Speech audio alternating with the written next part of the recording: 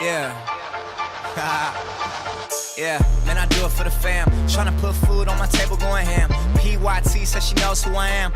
Hey guys, what is going on? This is Mike or Geekermon, and welcome back to another Destiny video. So today we are going to be doing a little bit of an in-depth analysis of the Hawkmoon hand cannon. So I know a lot of you have been wondering, ever since all of the updates and all of the nerfs and buffs, what are the best weapons to use in PvP and how good are they? So today we're going to be doing kind of an in-depth analysis of the Hawkmoon, what perks I would run, how I use it, and mostly a PvP based analysis of it. So hopefully this will help you guys get a little better at PvP as we move into the last summer of Destiny 1. So let's start with the pros. The Hawkmoon has the most competitive fire rate and impact of all the hand cannons. Matching up well with the Palindrome and the IS Luna, it has a fire rate of 22 and an impact of 81.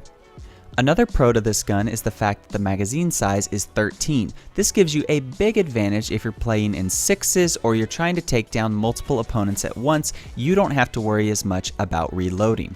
Another thing that's great about the Hawkmoon is the fact that 3 out of your 13 bullets are going to do more damage. They will actually do over 100 damage, which allows you to 2-tap an opponent almost 40% of the time.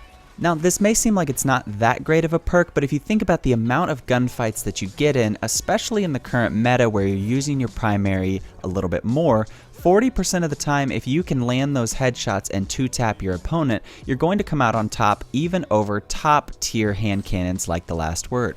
So, the Hawkmoon only needs one of your 3 lucky shots to proc in order for you to be able to get a 2-tap kill.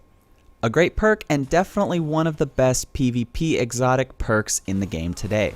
Now coming to the cons for this weapon. So this weapon has less range and less handling than both a good rolled Palindrome and IS Luna. That is why a lot of competitive players will choose a rangefinder rifled barreled IS Luna over a Hawkmoon. You'll see in this gameplay behind me, there's a lot of times where once I get outside the intended range for the Hawkmoon, the damage really starts to drop off, leaving you needing 4 and even 5 shots sometimes to finish off your opponents. Another downside to this gun is the fact that it does take up an exotic slot. If you're wanting to use something like Icebreaker, you're going to have to put on a legendary primary.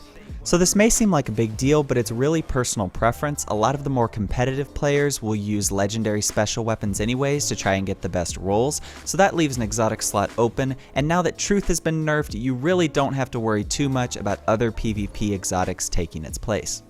But that's totally up to you. If you do have a free exotic slot, I would definitely try out using the Hawkmoon.